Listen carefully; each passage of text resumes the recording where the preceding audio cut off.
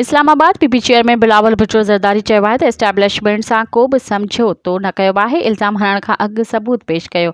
बिलावल भुट्टो ज़रदारी सहाफ़ियुनि जे सवाल ते सख़्त रद्द अमल ज़ाहिर कंदे चयो त एस्टेब्लिशमेंट सां मुलाक़ात थी आहे त कहिड़ो सबूत आहे त उहा ज़ाती मक़सद या मफ़ादनि लाइ कई वई।